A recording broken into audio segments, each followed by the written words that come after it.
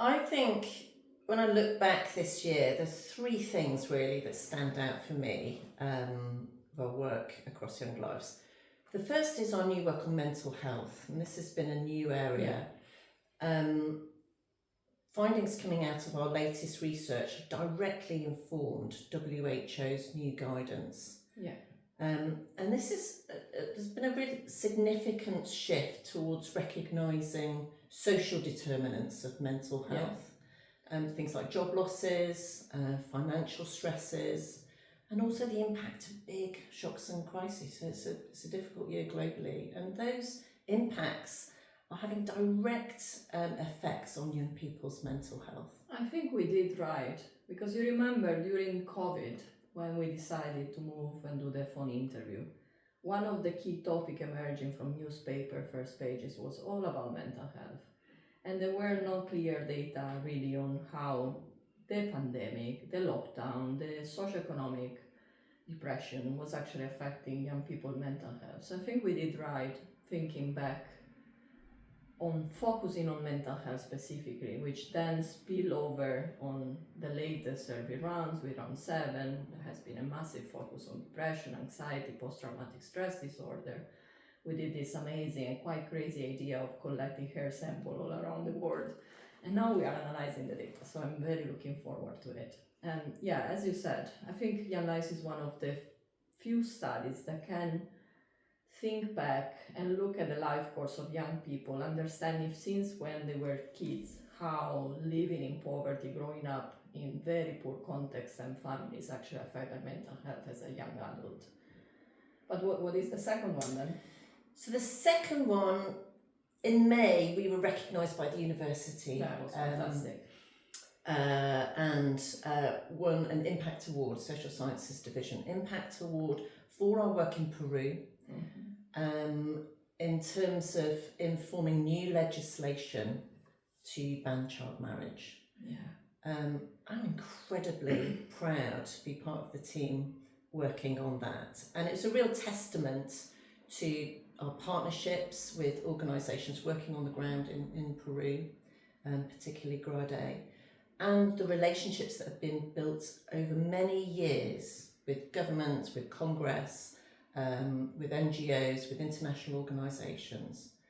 I think it's a very good example of impact. We talk about impact in the university, in academia, and it's very unclear what impact means when you are a researcher, you're writing a paper, and so what? You publish the paper, you're proud about yourself, you're gonna have a massive jump in your career, but so what? So I think Young Lives, this is a very good example of how you can combine qualitative and quantitative research that has been in Young Lives since the beginning, and working collaboratively between Oxford and the country partner, looking at the demands. So what are the ministry asking for? What are the key challenges and how to address those challenges, and using evidence-based research to inform policies change. So I think that's exactly. You are absolutely. Exactly. And we were very happy about that. Yes, I remember absolutely. that day twice. It's a lovely day. 2 lovely days. The third thing then for me has been our work on climate change, the impact of climate shocks, droughts, floods, on young people's development, on their lives. You know, we can see the impact of experiencing extreme weather shocks, so experiencing droughts in early childhood, how that affects not only nutrition and physical growth, but it affects cognitive skills, so how young people can then go on to perform in maths and literacy tests. We then see that, the long shadow of that in terms of education outcomes, getting a decent job. So what we've been able to do is to take that very unique longitudinal data and inform the current climate negotiations. And there are so many more things we can do actually with that, because it's true that we did a lot looking at rainfall shocks, but the potential of Young Lives is immense in that area. By the way, it was almost nearly a year ago when we started talking about the hub. Yeah. It was December, around December last year. and we launched the lab later on in June. Yeah, which was part of the university's climate summit. It was another fantastic week, not day. Yeah. But if you can, thinking about what we can do in that area, it's just an impressive amount of work. We do have data about almost all aspects of kids and young people growing up in poverty and inequality. We know where they were living, we know where they have been moving to, we know where their family are living. So understanding to what extent they have been exposed to different environmental factors, environmental extremes. You were talking about the impact of rainfall data, the impact of rainfall shocks, drought and floods, but thinking about air pollution and how climate change is actually increasing temperature and what sort of impact it does have on, not just on economically, on their on agricultural production, but also on their mental health, on their cognitive development, or their development of social-emotional skills is just immense. Yeah, I agree. And I think one of the unique things is because we've got over 20 years of data on 12,000 young people, in a way we're able to look back in time, right? And we're able to ask questions. If you experienced climate shocks in infancy, what's been the impact over 20 years? And that information can inform modelling today, looking forwards, and that's incredibly powerful. And you can go even more backward. You can think about where your mom was living before you were born, and even where your grandma was living before you were born. So when we talk about intergenerational transmission of poverty, that could be an element very important to analyze. So we have a lot of plans. Yeah, and we've been working really closely with UNICEF, with Save the Children, with a whole range of partners in terms of ensuring that children and young people from the most vulnerable areas, vulnerable to the effects of climate change, are being recognised in international negotiations, are being recognised in the global goal on adaptation, for example, so that they can get the support and the finance that they need to really build resilience for the future. Absolutely. Well, this is our future. And one moment of pride was backward, I don't remember what month, but when we launched it, the results coming out of round 7. Yeah. And we see one more time how powerful is Young Lives, how powerful are the data that we are collecting, how powerful is the research coming out of the data, and then the policy impact that we might have in the countries and internationally. We discover a lot about the young peoples, how they do improve secondary education completion, they move to university. We saw that in fact advancing education is not always translating in improved skills. We saw a lot on nutrition. We saw this double burden of malnutrition that is more prominent in India, and particularly with bucket of undernutrition and overweight and obesity. We saw a lot of different things on gender and how gender inequality are still prevalent, or how inequality and poverty experience when you were very young is still affecting your life when you are 22 years old.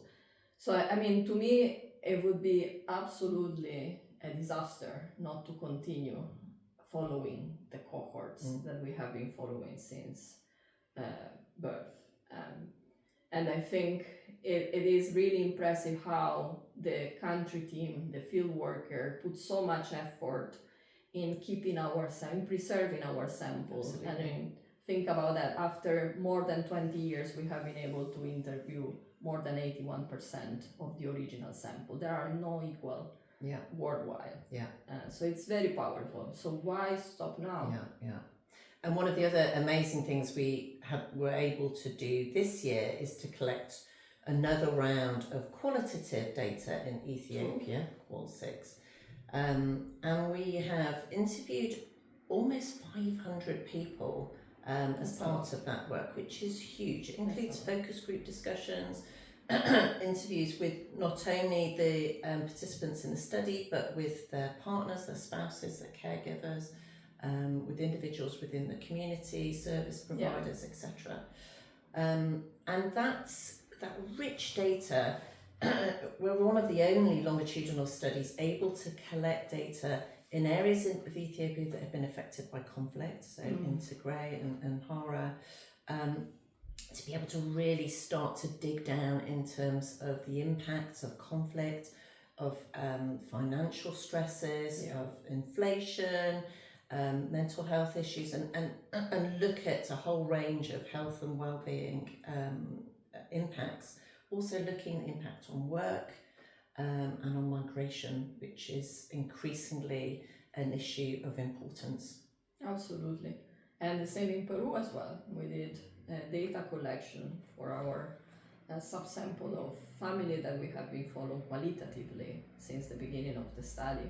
One component that was new this time was including the lived experience and to try to understand more about how the pandemic affected the well-being of our young generation. Again, during the COVID period, we were very worried about their mental health. We saw increasing prevalence of anxiety and depression, and specifically Peru has been the country most affected. Yeah.